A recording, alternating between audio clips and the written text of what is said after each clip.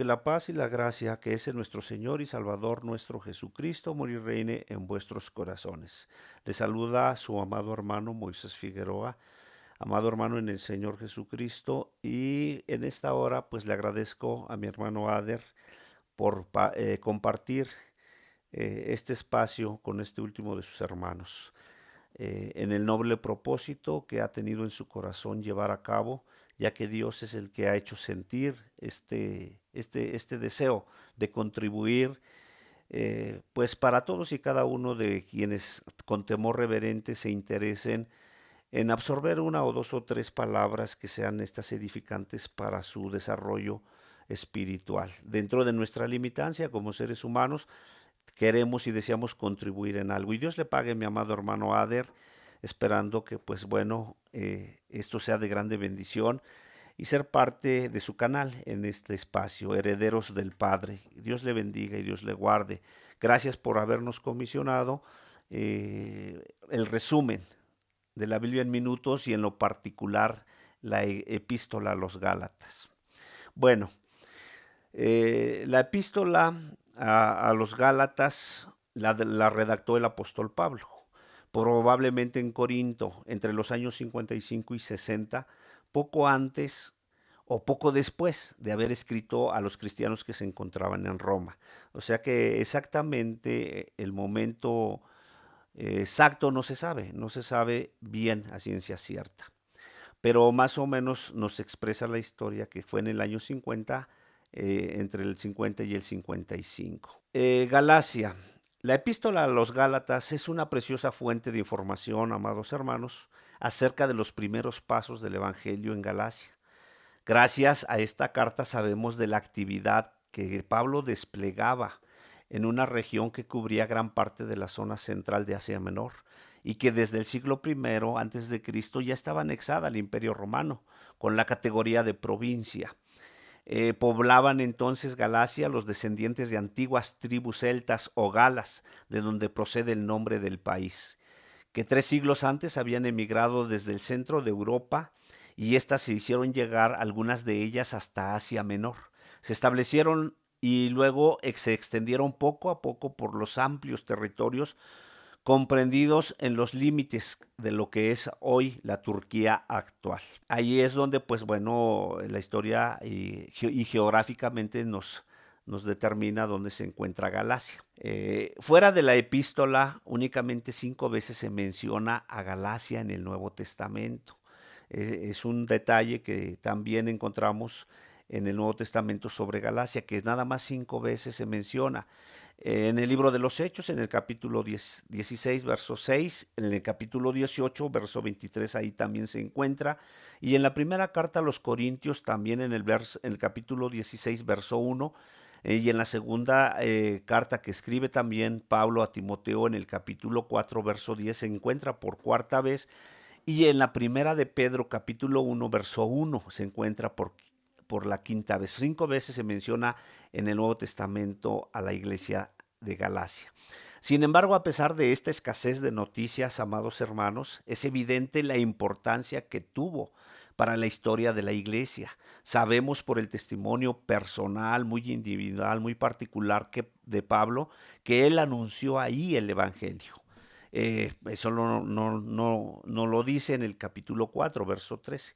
Y no cabe duda de que también fundó un cierto número de pequeñas comunidades cristianas dispersas a lo largo y ancho de esa provincia. Para esas iglesias redactó la epístola el apóstol Pablo, pero no en particular para una sola, sino que al contrario, como eran varias las iglesias dispersas en toda la provincia, para ellas fue la carta, formadas por creyentes que en su mayoría o posiblemente o en su totalidad procedían del paganismo.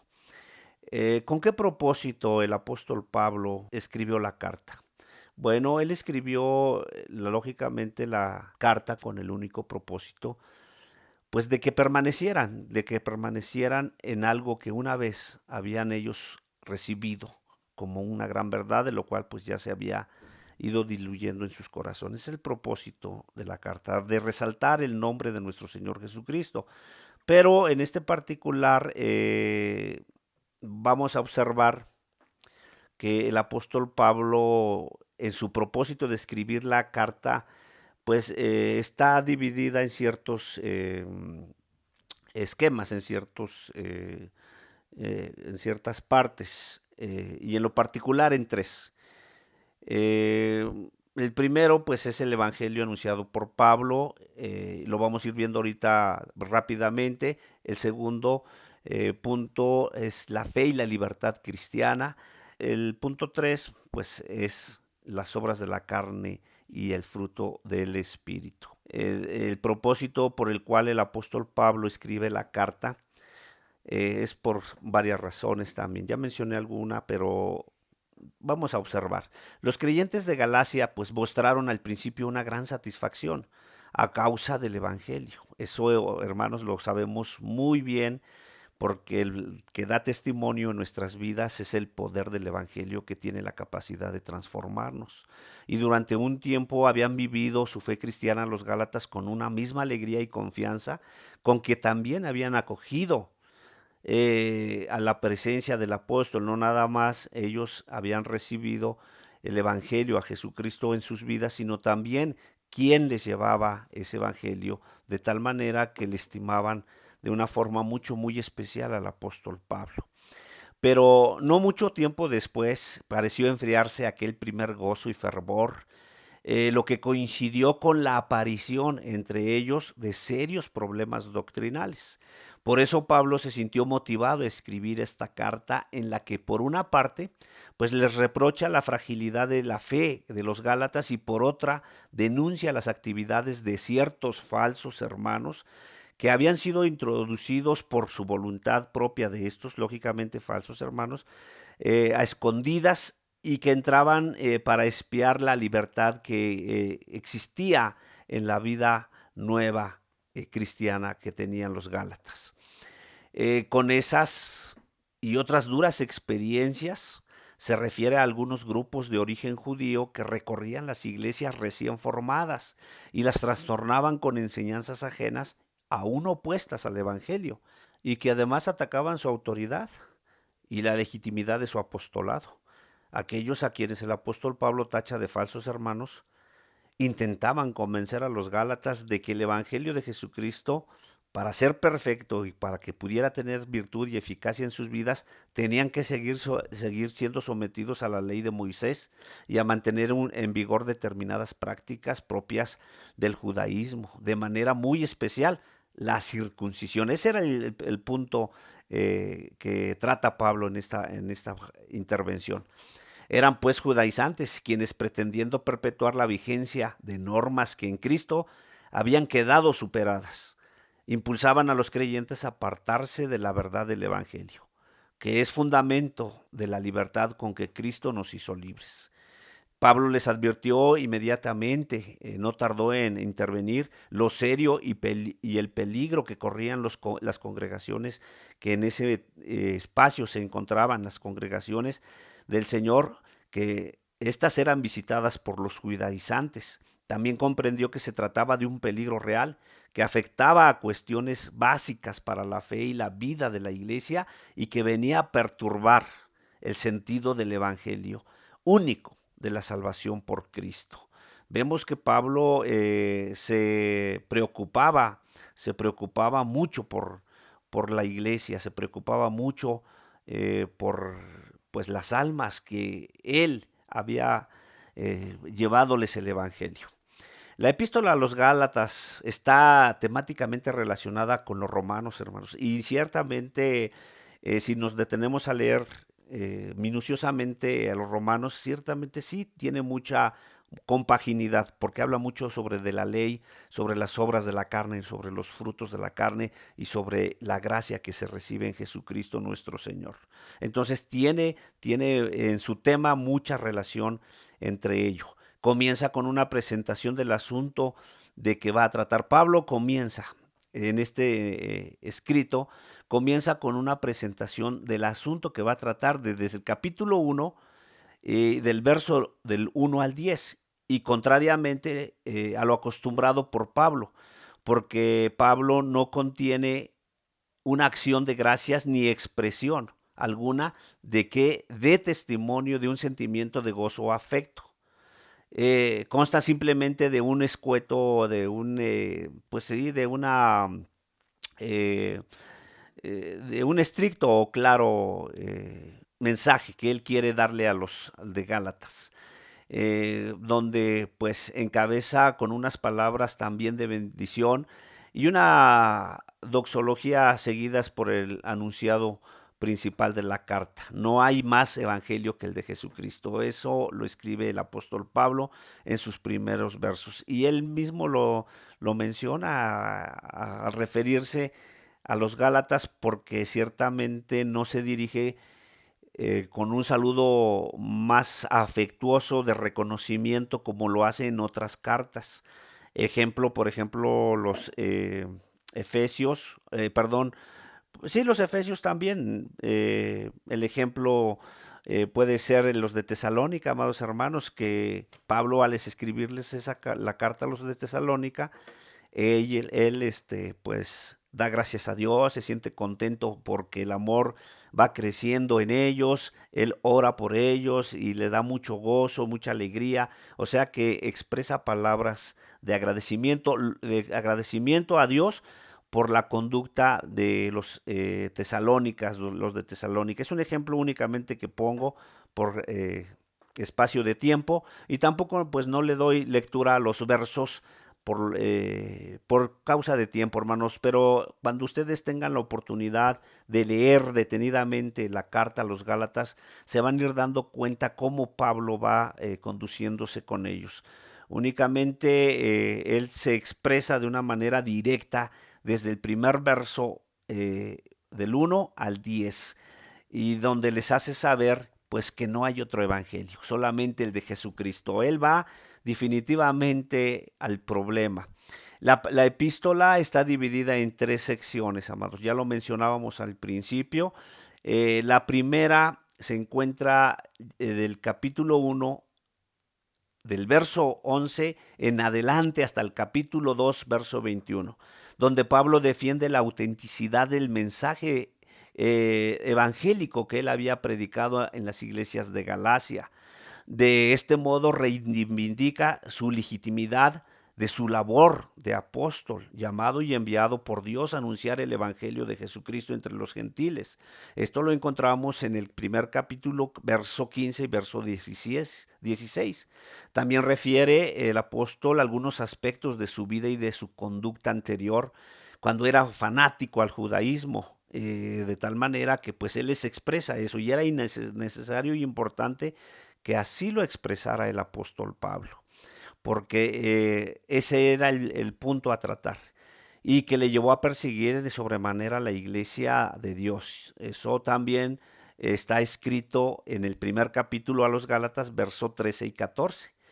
El reconocimiento de su ministerio por parte de los apóstoles también de Jerusalén, el apóstol Pablo, también nos hace observar y entender que es digno de reconocer a quienes también trabajan arduamente en la obra del Señor, y él reconoció a los demás apóstoles. Eso nos lo expresa en el capítulo 2, verso del 1 al 9. Y también expresa su enfrentamiento con Pedro en Antioquía de Siria, el capítulo 2, verso del 11 al 14. Y finalmente pone en relieve el valor de la fe, o sea que sobresale, hermanos, o figura la fe, la gracia de nuestro Señor Jesucristo sobre la ley, sobre aquellos que querían volver a judaizar y que querían los judíos a los gentiles también hacerlos judaizar. Recuerden que Pedro, cayó pues en esa transgresión, de tal manera que es reprendido por el apóstol Pablo.